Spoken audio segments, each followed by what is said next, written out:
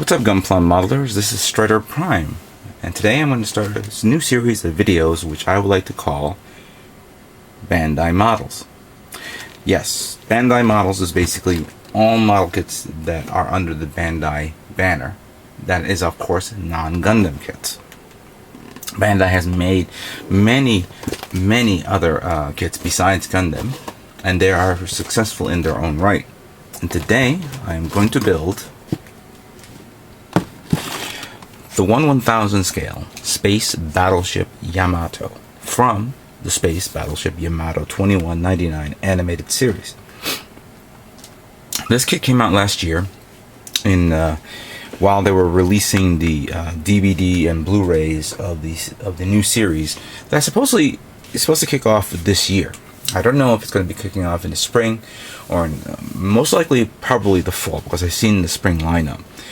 But yeah, the remaining 26 episodes will be shown in this calendar year. It's pretty much a remake of the 1974 series. In Japan, it was originally called, of course, Space Battleship Yamato. But when it was brought over here to the States, it was referred to as Star Blazers. I guess at the time, the American audience was probably not aware of what the Yamato is or where it came from. For military historians, of course, Yamato was, of course, the massive battleship the Japanese made during World War II. And of course it was destroyed by U.S. forces with a combination of aircraft and submarines.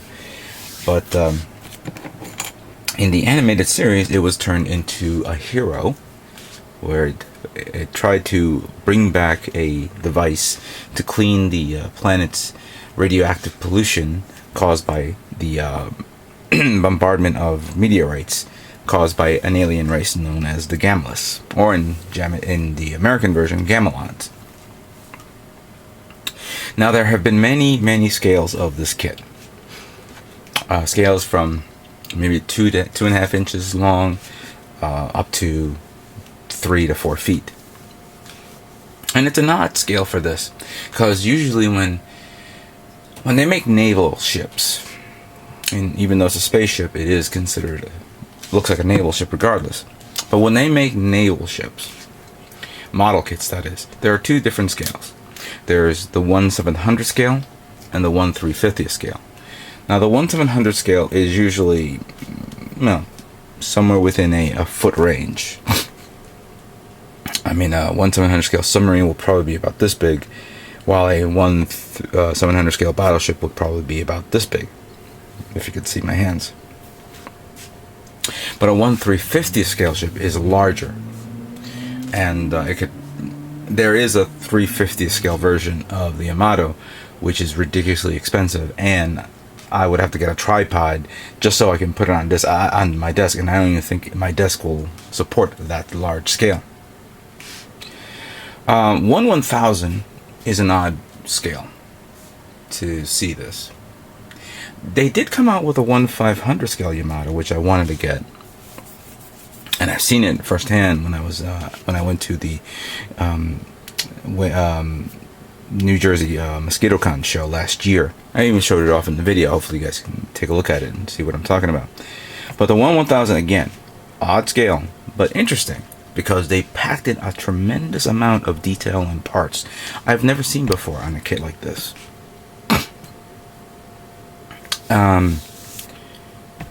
It's expensive as it is. I think the retail price when it first came out was 3,800 yen. Now it's a little bit more expensive.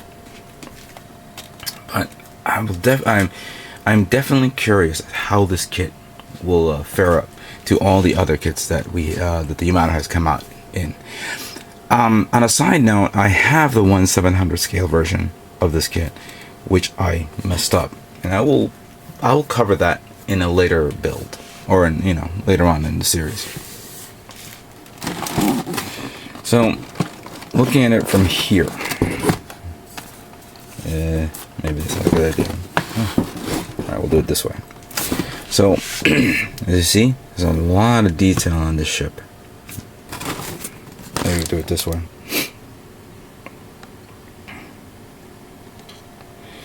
So we have a lot of detail in the forward turret, I mean in the main gun of the Yamato, the turret guns, the bridge, the anti-battery guns, the missile,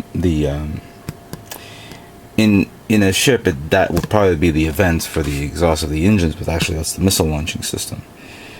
This kit of course is unique because it comes with a cutaway. You would think you would find the cutaway on a bigger scale, but on a smaller scale they were able to make this type of cutaway.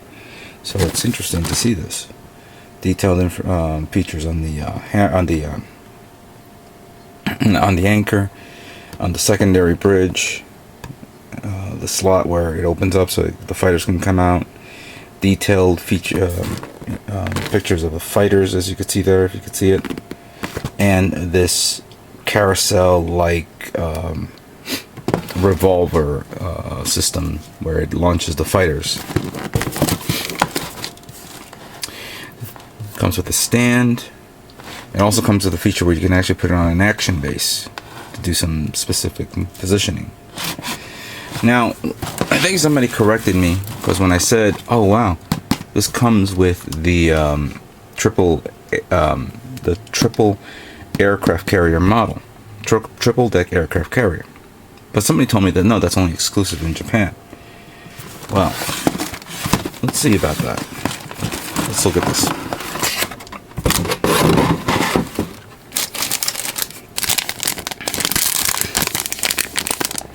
Okay, we see a lot of detailed features of the anti-aircraft guns. This is a kit that I think I definitely have to glue.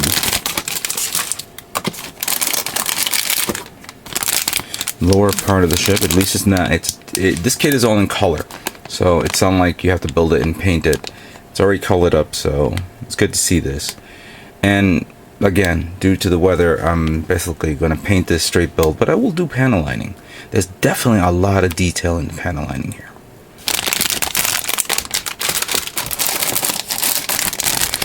Here are the fighters. I think I can... The fighters, if you see here, are really detailed. Extremely. I don't know if you can see that there. The Cosmo Falcon. There's a lot of that. You got a lot of fighters, too. Okay. To shut the person up who told me that this kit doesn't have it, here is the small scale of the triple deck carrier. Gun turrets, remaining parts of the ship that need to be put on. Some clear parts. Clear, this is for the main bridge. This could be for the gun itself, main gun. Upper part of the fuselage of the ship, bow, stern, main deck.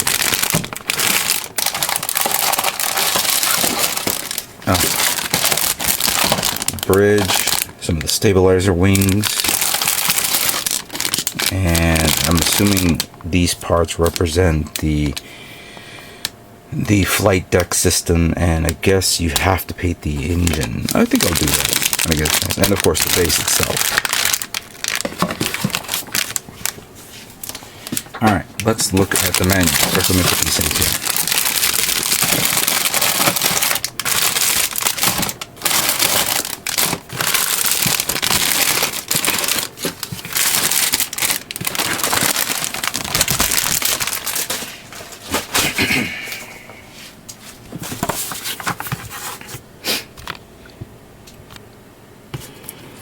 And you get some pamphlets here, pretty much the release of the DVD and Blu-ray. And there are some interesting designs here. Space Battleship Eternal Edition, file number 1, file number 2, 3, 4. That's interesting.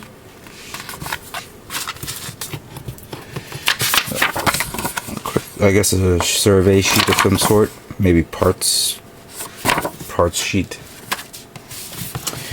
But here's the manual, and I like how the manual looks. Pretty much the length of the ship itself. Beautiful, very beautiful. This brings me back to the days when I remember as a kid going to my cousin's house who had cable at the time, and I found Space Cruiser, Star Blazers, on some channel that I don't remember, but I remember watching it as a kid, and I had no clue what it is. Remember, this is a time where there was no such thing as internet, or you know, someone, or like a hobby store that sell Japanese models, and it was a few years later that I did discover some places. But I remember a magazine called Starlog that covered an article on that. So basically here is tools that you need. You definitely need glue, pincers, and pliers.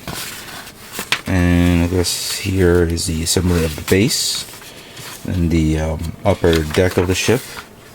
This is interesting. It's not like one piece. It's actually several pieces, which you, of course, you'll form into one ship. So it's very cool to see that. Here's the ship, the engine itself, the assembly of the inner deck, upper deck. Of course, there's the cartridge-like deck for the fighters. And no, I don't know if I'm going to refer to it as a revolver deck, as a cartridge deck, modular deck. It is a modular-based system. More detailed of the ship itself, both forward and aft. Excuse me, I'm kind of fighting a cold here. Then we have, of course, the upper bridge, the assembly of the bridge, and the lower part of the bridge, and the placement of the weaponry, the main gun, the anti-aircraft, which is a lot of it, and I think the remaining page is the stabilizers, and the placement of some things here. There's one thing, of course, this kit does not have that I remembered I did not like in the original Yamato kit, and I'll explain that soon, is this kit does not come with the wings as it's taking off from Earth or landing on a planet. Don't know why the wings was introduced, but I guess they decided to omit that on this kit. And then on the last page we have the Yamato built and of course painted, and you have your paint guides here and here. I will not paint this kit, but I'll definitely try to cover up something or detail something. The Cosmo fighters and this fighter itself is going to be hard to do. I said Cosmo fighters, Cosmo Falcon fighters. But I'm gonna have to see what I can do. It's gonna definitely be hand brushed, not airbrushed. Something that small is gonna be difficult to do. So that's it. I hope you guys enjoy this build, as I am. Let's begin building Space Battleship Yamato.